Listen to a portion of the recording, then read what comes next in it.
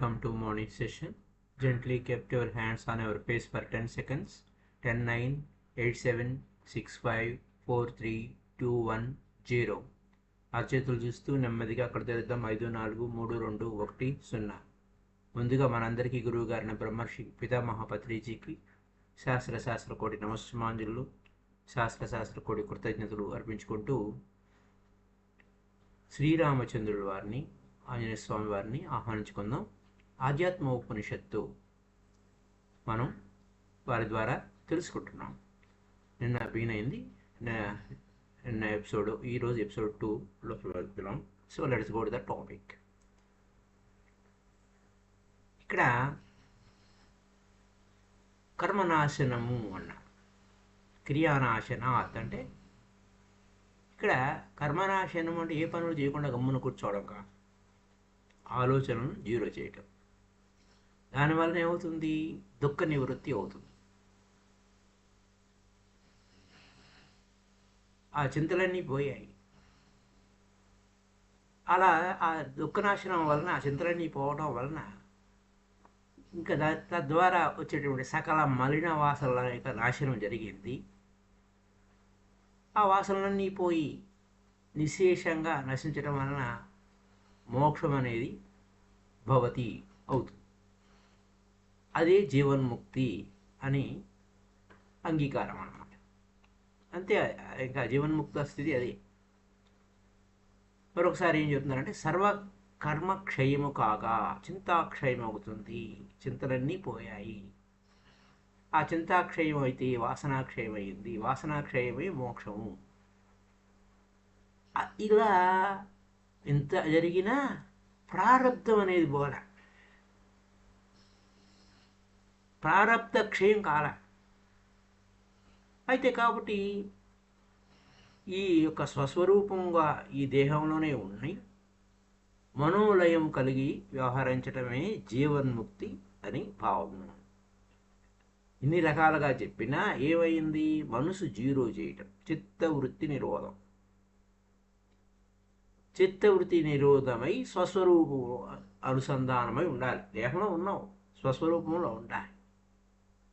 అది జీవన్ముక్తి అని భావము. పైకి కనబడతాడు జీవన్ముక్తుడు, పైకి జీవ వ్యవహారంలో ఉంటాడు. కానీ దృష్టి అంతా లోపలికే ఉంటుంది. అంతటి దృష్టి చేత ఆ బ్రహ్మమే నేను అనేటువంటి ఆ సాక్షాత్కారంలో ఉంటాడు. అది అక్కడున్న కీ పాయింట్. ఇంకా అనేక విధాలుగా ఈ యొక్క అద్భుతమైన జ్ఞానాన్ని విస్తరించి చెప్తున్నారు. అంతటా,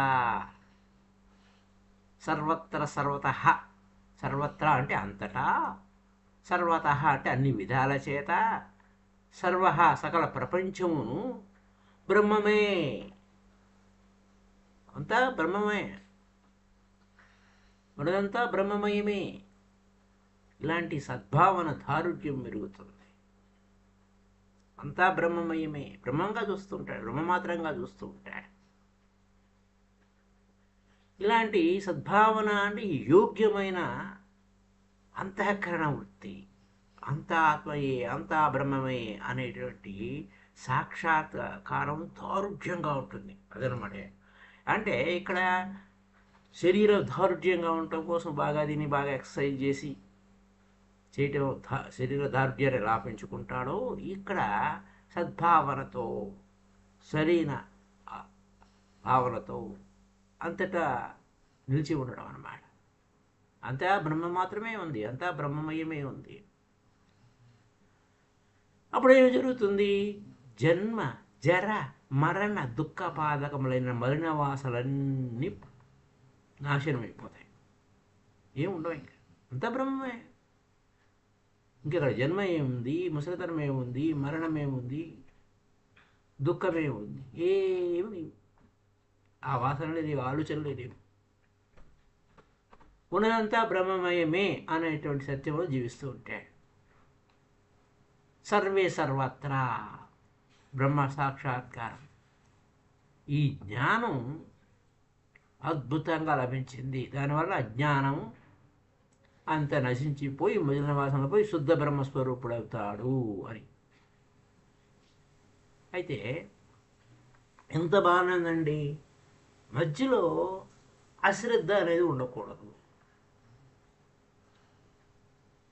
ఈ బ్రహ్మజ్ఞానము అంటే అహం బ్రహ్మాస్మి అనేటువంటి ఈ ధ్యానంలో, మెడిటేషన్లో అశ్రద్ధ అనేది ఉండకూడదు. ఏముందిలే, నాకు అన్నీ తెలుసు కదా అనేటువంటి అశ్రద్ధ ఉండకూడదు. దానికి ఉదాహరణ చెప్తున్నాను. బ్రహ్మనిష్టాయాం అంటే నువ్వు అనుష్ఠానం చేస్తున్నావు, ధ్యానం చేస్తున్నావు, ఎప్పుడు దాన్ని అనాదరణ, అశ్రద్ధ అంటే ఏంటి? అనాదరణ, మరుపు, ఆలస్యము, తర్వాత చేద్దాంలే ఏముందిలే అనేటువంటి చేయదగంది కాదు. నా కర్తవ్య, అశ్రద్ధ నా కర్తవ్య, ప్రమాదం అనమాట అది. ప్రమాద అంటే అశ్రద్ధ. ప్రమాదం ఇంకేదో గొప్ప ప్రమాదం లేదు, అశ్రద్ధే ప్రమాదం. నిన్ను వదిలిపెట్టేసావు, అనాదరించావు, మరుపు పడ్డావు, ఆలస్యంలోకి వెళ్ళిపోయావు, చేయదగింది కాదయ్యా అది. బ్రహ్మ విద్య యందు ప్రమాదమేమో అంటే ఈ మరుపు, అశ్రద్ధ, ఆదరణ, ఆలస్యమా, తర్వాత అలా అనడం మృత్యువు. చూసారా, ఇంకే మామూలు సావు కాదు, ఇదే సావు. ఇలాగని బ్రహ్మవేత్తలు చెప్తున్నారు నాయన. ఆహుహు చెప్తున్నారు. బ్రహ్మవేదిన అంటే బ్రహ్మవేత్తలు చెప్తున్నారు. కాబట్టి మెడిటేషన్లో బ్రహ్మ విద్య యందు ఎప్పుడూ మరుపు ఉండకూడదు. అది దేనితో సమానం? మృత్యువు అని బ్రహ్మవేత్తలు గట్టిగా చెప్తున్నారు. తన నిజమైన బ్రహ్మరూపమును మర్చిపోతే ఈ యొక్క దేహమే నువ్వు ఇవన్నీ ఇంకా గోల అయిపోతుంది. తన నిజమైన బ్రహ్మరూపమును మరిచి ఏమవుతుంది? దేహమే నేను అనుకోండి, మృత్యువే. అనేక జన్మల పరంపర హేతువు మృత్యువుగా నువ్వు దేహం అనే భావంలో కొట్టుకుపోవటం. అని దేహంలో ఉన్న ఉపాధి కరెక్టే, కానీ నువ్వు ఆ బ్రహ్మ విద్య అనుష్ఠానం నిజంగా తప్ప ఇంకా ఈ బ్రహ్మ విద్య, ఈ ధ్యానం అనేది తప్ప ఇంకా జన్మ మరణాలు తప్పవు నాయనా. కాబట్టి ఏం చేయాలి నువ్వు? బాబు, బ్రహ్మ విద్యా అనుష్ఠానం తప్ప ఇంక వేరే గతి లేదు. ధ్యానమే. ఈ యొక్క దేహం నేను కాదు, దేహంలో ఉన్నాను, దేహం వల్ల ఉండటం వల్లనే నేను ఈ యొక్క అనుష్ఠానం చేయగలుగుతున్నాను. మళ్ళీ ఈ యొక్క జన్మ మరణ చక్రాల్లో పడకుండా బ్రహ్మనిష్టలో ఉండాలి అని చెప్పి నమ్మి బ్రహ్మనిష్ట యందు శ్రద్ధ చేయాలి, శ్రద్ధగా ఉండాలి అని చెప్తున్నారు. ఏ ప్రకారంగా ఇప్పుడు ఇది ఎలా ఉంటుందంటే, ఉదాహరణకి ఇంకొక అశ్రద్ధ వలన ఏం జరుగుతుందంటే, ఏ ప్రకారంగా నాచు పట్టేసింది, నీళ్ళల్లో నాచు పట్టేసింది. ఆ నాచు పట్టేసిన తర్వాత ఏం చేసాం? అది మనం దాన్ని దూరంగా నెట్టేసాం, దూరంగా కుట్టాం. మళ్ళీ ఏం చేసింది? టక్కన మళ్ళీ నాచు వచ్చేస్తాం. అలాగే మాయ ఏం చేస్తుంది? నువ్వు బ్రహ్మజ్ఞానివైనా దేహమే నేను అనే అభిమానం అనే నాచు పట్టుకుందా క్షణమాత్రమైనా ఆవరించేస్తుంది. చూసారా ఉదాహరణ ఎలా ఉందో? కాబట్టి నీటిలో ఎంత దూరం పోగొట్టబడిన పాచి వెంటనే మళ్ళా నీళ్ళని కమ్మి వేసినట్లుగా ఎంత బ్రహ్మవేత్త అయినా పరత్యాసలో పడ్డాడా, ప్రమాదంలో పడ్డాడా, మాయ ఆవరింపక మానదు. కనుక ఈ మాయ వలన కలుగు నష్టం తెలిసి ఎప్పుడు బ్రహ్మ విద్యానుష్ఠానందు ఎరుకతో ఉండు, అవేర్నెస్లో ఉండు, జాగరూకుడవై ఉండు, అటెన్షన్లో ఉండు అని చెప్తున్నారు ఇక్కడ. సరే, బాగుందండి, బ్రహ్మజ్ఞానంలో ఉన్నాను. ఆ ఫల పరంపర ఏమిటి అనే దానికి వివరిస్తున్నారు. అనగా అంటే ఆయన సంబోధన, ఓ దోషరహితుడా, జీవ వ్యవహారం గల ఏ జ్ఞానికి, అంటే ఏ జ్ఞానికి కైవల్యము, జీవ బ్రహ్మేక్య సాక్షాత్కారము అస్తి కలదో, సహా ఆ ముక్తుడు ఎలా ఉంటాడు?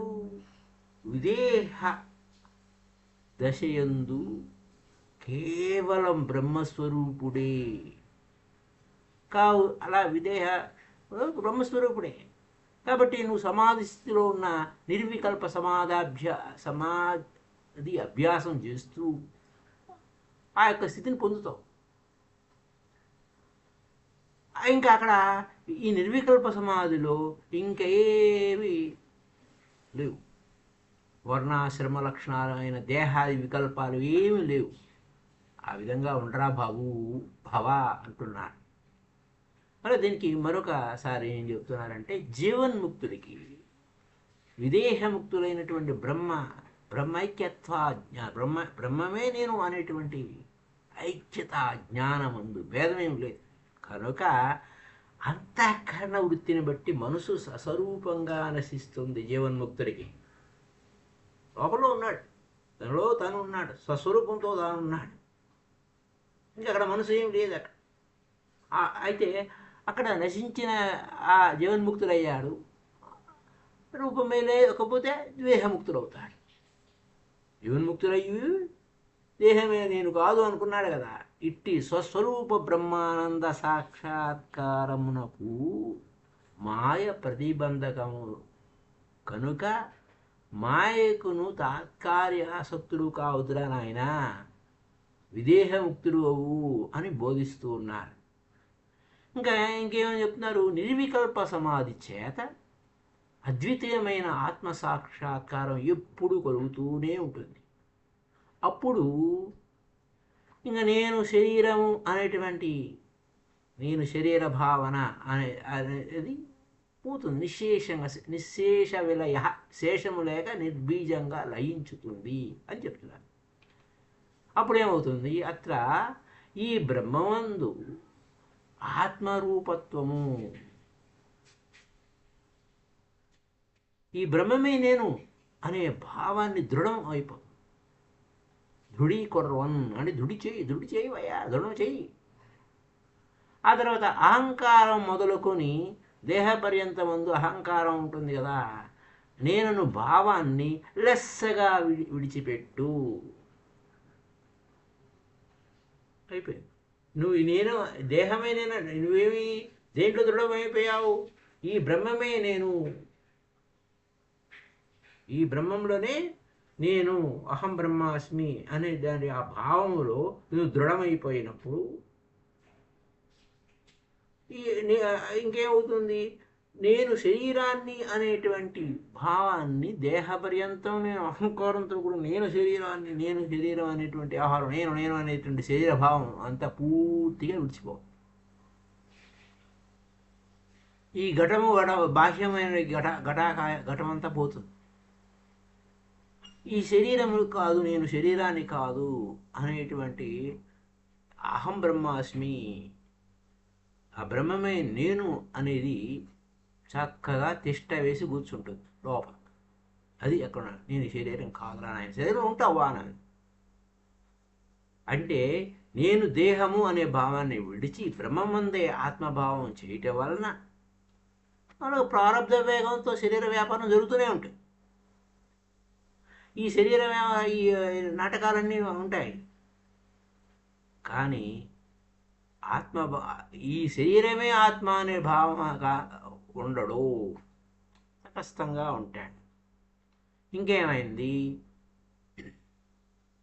సరే, ఈ యొక్క వ్యవహారం చతుర్ముఖ బ్రహ్మ నుంచి స్తంభం నందు అతి సూక్ష్మ జంతువులు అంతముగా గల ఉపాధి అంటే ఉత్తమ మధ్యమ ఇంకా రకరకాల మార్గ ఉపాధయ అంటే ఉత్తమము, మధ్యమము, అధమము ఇలాంటి రూపములైన అజ్ఞాన కామ కర్మ జన్యములైన శరీరాలు ఇంద్రజాలం రా నాయన అని చూస్తుంటాడు. ఇదంతా నాటకమే, నానాటి బతుకు నాటకమే, ఇదంతా ఇంద్రజాలమే, డ్రామా, ట్రిక్కు, మ్యాజిక్కు అన్నాడు. అనంతరం ఏమవుతుంది? ఇవన్నీ వాస్తవాలు కావు, ఎంత మ్యాజిక్. ఉన్నదంతా లేనట్టుగా చూపిస్తుంది. పూర్ణం దేశకాల వస్తుకృత త్రివిధ పరిచ్ఛేద శూన్యమంతా నిండి ఉంది. అన్నదంతా బ్రహ్మమయమే, ఇంకా ఏమి లేదు. పూర్ణం అంటే అన్నదంతా బ్రహ్మమయమే. ఏకాత్మస్థితి. ఆ బ్రహ్మమే నేనైనటువంటి ఏకస్వరూపం చేసుకున్న స్వయం తానైన స్వస్వరూపంగా పశ్యతే చూస్తా అంటే ఇంకా అంటే మొత్తం ఆ చతుర్ముఖ బ్రహ్మ నుంచి స్తంభం వరకు మొత్తం ఈ జగత్తంతా కూడా మిథ్యగా తెలుసుకుంటూ ఉంటాడు. నానావిధ భేద భిన్నములు ఇన్ని ఉపాధులు ఉన్నా మాయా కల్పితాలైన ఆయన దీనికి అధిష్టానము మూల వస్తువు పరిపూర్ణ బ్రహ్మమే, అదే నేను తను తానుగా చూసుకుంటాడు. మూల వస్తువుని మరిచి ఈ దేహమే నేను అనుకోకూడదు. వీటన్నిటికీ ఈ పంచభూతాత్మకమైన శరీరానికి లేదా ఆ బ్రహ్మమే ఆ 4 చతుర్ముఖ బ్రహ్మ అన్నాడు, అక్కడి నుంచి మొదలుకొని ఈ యొక్క జగత్తంతా కూడా అంతా నాటకమే, మాయాకల్పితమే, భ్రమే. కానీ అసలు మూలమేమి పరిపూర్ణ బ్రహ్మ వస్తువు నేనై ఉన్నాను, స్వయం తానే. ఇక్కడ చూడండి, తానే బ్రహ్మ, సృష్టికర్తను నేనేనయ్యా, ఓ క్రియేటర్స్ అంటున్నారు, సహ సృష్టికర్తలారా అని చెప్తున్నాను. అంటే we are creators, you create our own reality. ఇక్కడ ఏం జరుగుతుంది? స్వయం తానే బ్రహ్మ సృష్టికర్త, స్వయం తానే విష్ణు. చూసారా, అహం బ్రహ్మాస్మి అంటే ఉన్నదంతా నేనే. ఆ బ్రహ్మ వేరు, విష్ణువు వేరు, శివుడు వేరు అంటే కాదు, అంతా నువ్వేరా నాయన, ఆ ఇంద్రుడు కూడా నువ్వేరా నాయన అని చెప్తున్నారు ఇక్కడ వ్యాపారం. స్వయం తానే చతుర్ముఖ బ్రహ్మ సృష్టికర్త, తానే విష్ణువు జగత్పాలకుడైనటువంటి నారాయణుడు, స్వయం విష్ణువు, స్వయం ఇంద్ర. ఇదే విషయాన్ని దేవికాలోత్తరంలో శివుడు పార్వతీమాతకు చెప్పాడు. ఎవరైతే ఏ ఉపాయం చేత గాలి వలె చెలుస్తున్నటువంటి మనసు నిశ్చలం చేస్తాడో వాడే ఇంద్రుడు, వాడే సకల దేవతలు, వాడే విష్ణువు, ఇంద్రుడు, ఇలా మొత్తం అందరిని వరుసపెట్టి చెప్తుంటాడు. విష్ణువు, శివుడు, ఆ బ్రహ్మ, దేవేంద్రుడు, ఇంకా బృహస్పతి, మొత్తం అందరు సకలం అయితేనే అని చెప్తాడు. అదే విషయాన్ని ఇక్కడ శ్రీరామచంద్రుడు చెప్తున్నాడు. తానే బ్రహ్మ, తానే విష్ణువు, నారాయణుడు, విష్ణువు is the sustainer of all living beings అని జగత్పాలకుడు అయినటువంటి నారాయణుడు.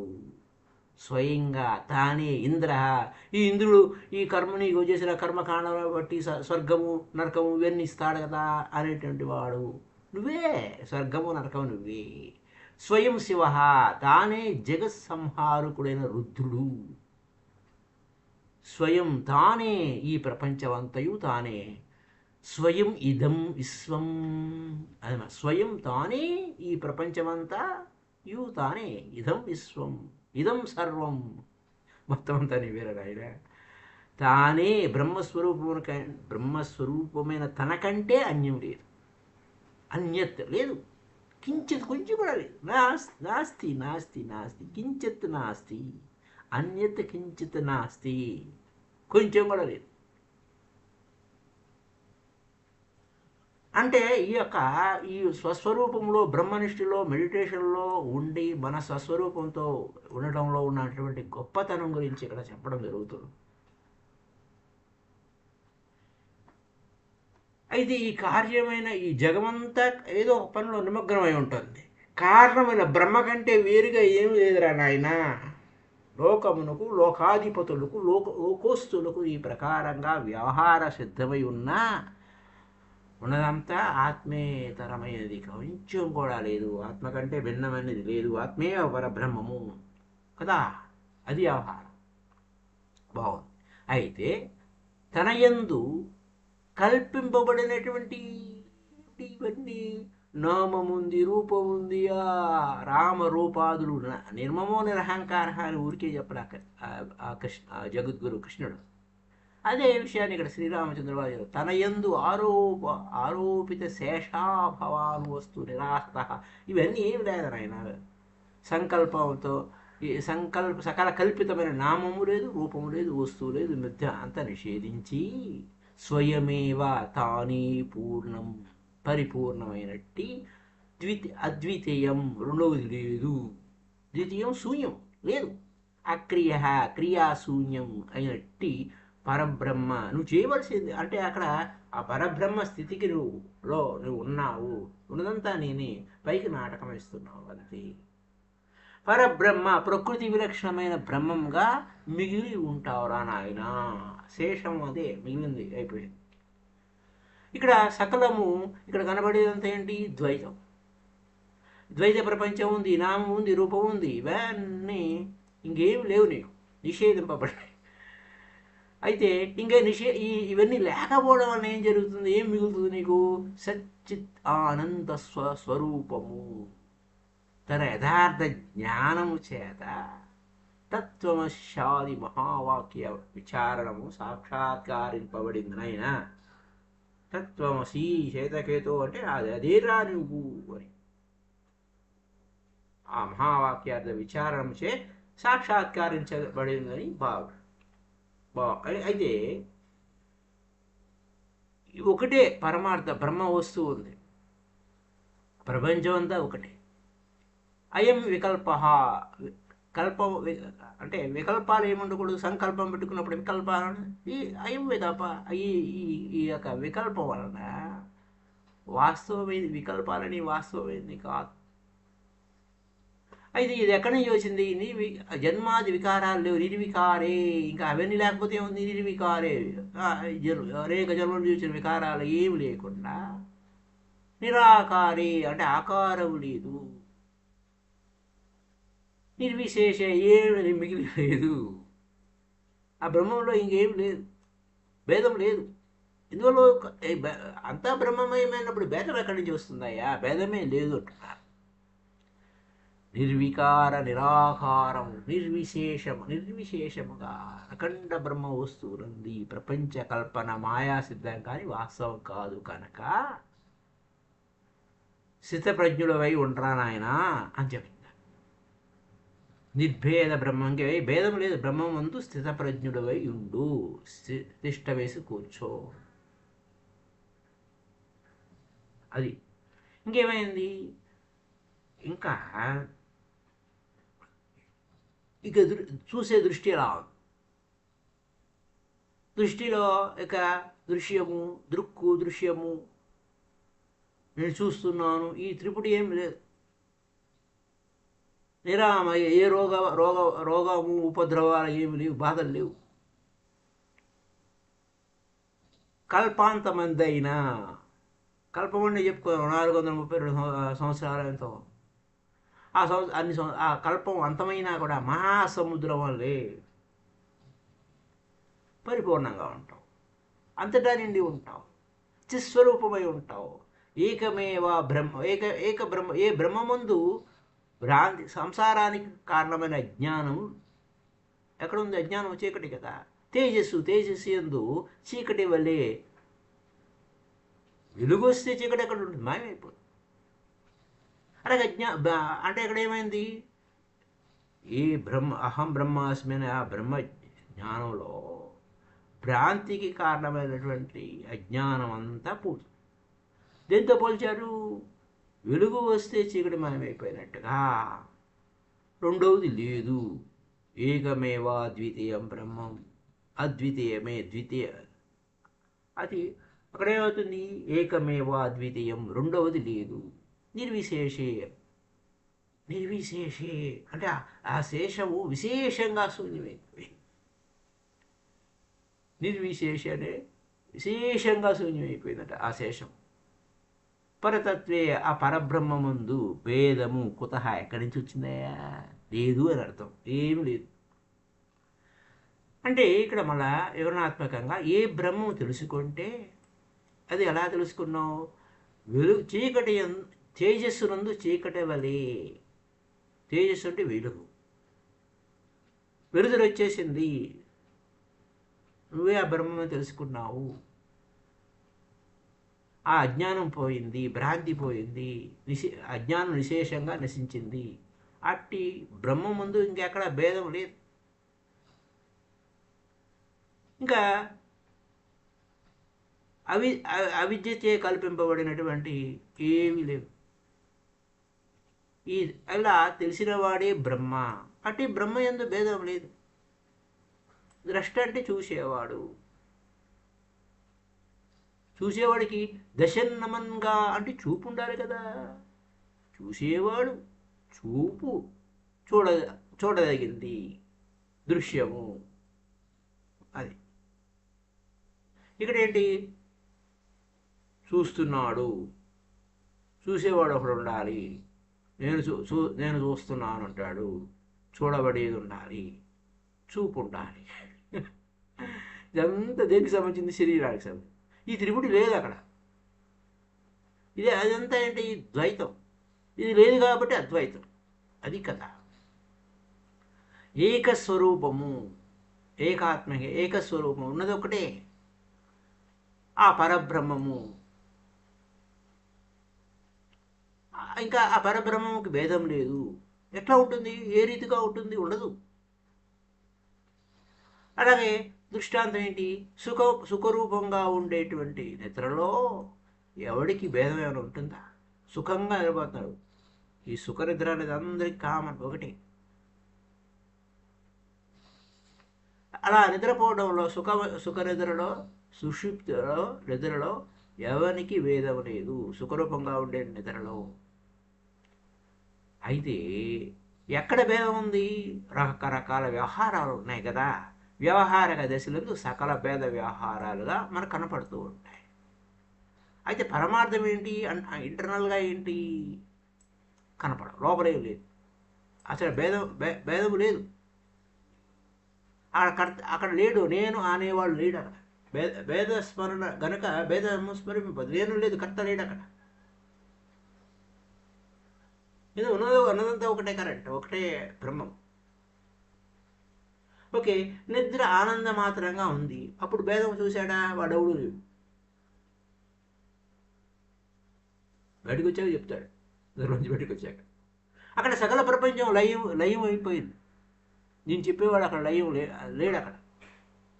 ఆ విధంగా బ్రహ్మానంద భేదమై అపరోక్షంగా, అంటే స్వానుభవం వలన తేలియాడుతూ ఉంటాడు. అది అలా తెలుసుకోవాలి. నెక్స్ట్ ఇంకేంటి? ఇంకో పాయింట్, ఈ ప్రపంచం అంతా నామరూపాత్మకంగా ఉంది. అయం వికల్ప అంటే వికల్పము. నామరూపాత్మకమైన సకల సంసార వ్యవహారంలో దీనికి కారణం ఎవరు? చిత్తమే కారణం. అయితే ఈ చిత్తంలో ఏ భావాలు ఏమి లేవు, నామం లేదు, రూపం లేదు, ఏమీ లేదు. అప్పుడేమవుతుంది? చిత్తం లేదు, ఆ చిత్తంలో వికల్పం లేదు. అందుచేత ఏమవుతుంది? మనసు ఎక్కడ? పరబ్రహ్మ స్వరూపంలో నిండిపోతుంది. మనసు జీరో అయిపోతుంది. మన ఏవ మనుష్యానాం కారణం బంధమోక్షయో అంటే ఈ మోక్షం వైపుకి వెళ్ళిపోతుంది మనసు. ఇంకా చిత్తము జీరో అయిపోయింది, ఇంకా వృత్తులు ఏమి లేవు, శూన్యం అయిపోయింది.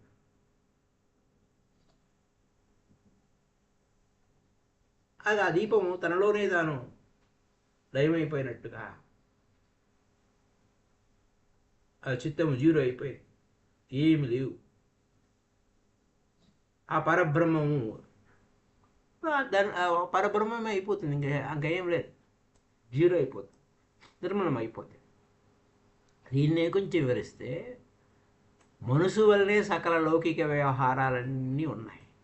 అదంతా ఇక్కడ మెలుగు ఉన్నప్పుడు వాని సంస్కారాలు స్వప్నావస్థలో కనపడుతున్నాయి.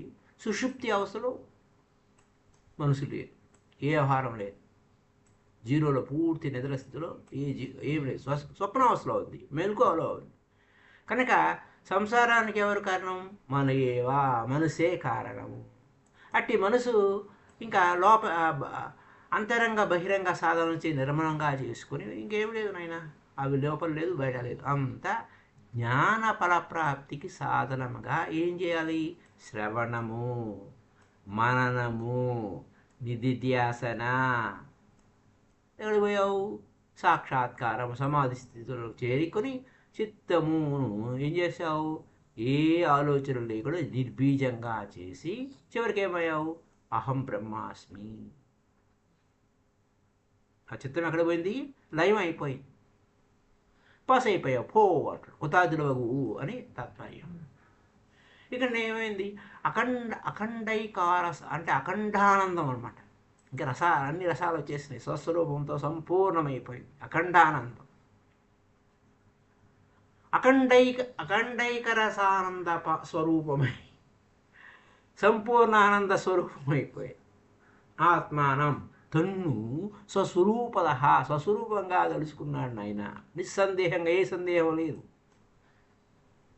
ఆత్మని అంటే బ్రహ్మస్వరూపంగా తన యందు బహి వెలుపలను అంతః లోపలను సదానంద స్వాదనము సదానంద సాస్వాదనము అంటే సచ్చిదానందాత్మకమైన రసాస్వాదన చేసేస్తున్నాడు స్వస్వరూపంలో ఉండి. అలా ఉండరా నాయన, భవాకమ్ము అంటున్నాడు. ఈ స్థితిలో అది అఖండమైనటువంటి స్థితి. ఈ స్థితిలో నువ్వు ఉండు. అయితే ఇంకా పాయింట్స్ ఏం చెప్తున్నారంటే,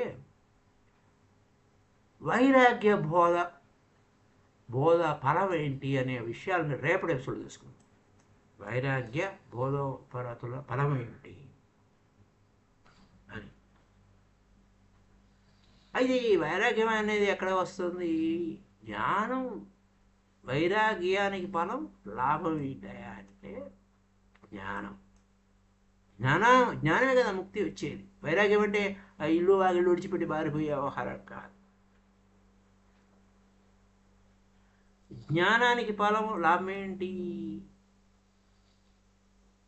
అనవసరమైన విషయాలన్నీ నెగిటివ్ థాట్స్ ఇంకా ఆలోచనలన్నీ విడిచిపెట్టేది. దాని లాభం ఏంటి? స్వస్వరూపంలో ఉండడం, స్వస్వరూపానందం యొక్క అనుభవం వస్తుంది. ఇంకా దానికి శమధమాదులు ఇంకా ఇవన్నీ మామూలుగా వ్యవహారం జరిగిపోయిన తర్వాత ఇంకా అవేమి లేవు, రూపం లేదు, ఏమి లేవు అన్నమాట. వాసనాక్షయం అయిపోయింది. అయితే ఇక ఎక్కడ ఏమవుతుందంటే, ఇవన్నీ అఖండానంద రసాస్వాదన జరిగిపోయింది, బాగానే ఉంది. ఈ గుణాలు లేకపోతే ఇవన్నీ నిష్ఫలమైపోతాయి. కాబట్టి జ్ఞానం లేకపోతే వైరాగ్యం లేదు. జ్ఞానం లేకుండా నేను విరాగిని అయిపోయానంటే ఏ ఫలితం రాదు. అలాగే అక్కర్లేని విషయాలన్నీ వదిలిపెట్టకపోతే జ్ఞానం ఉండి కూడా శాంతి లేదు. శాంతి లేకపోతే వాసనాక్షయం లేదు అని చెప్తున్నాను. ఇంకా సరే, రేపటి ఎపిసోడ్ నుంచి తత్వమసి అంటే ఏంటో, మహావాక్యం యొక్క లక్ష్యార్థాన్ని ఎలా చేరుకుంటాం అనే పాయింట్ని రేపటి ఎపిసోడ్ తెలుసుకుంటాం. తత్వమసి అదే నేను అని. అది మహావాక్యాలు అవే రకరకాలుగా తత్వమసి అదే నువ్వు అనే point. Thank you. Happy day to you all.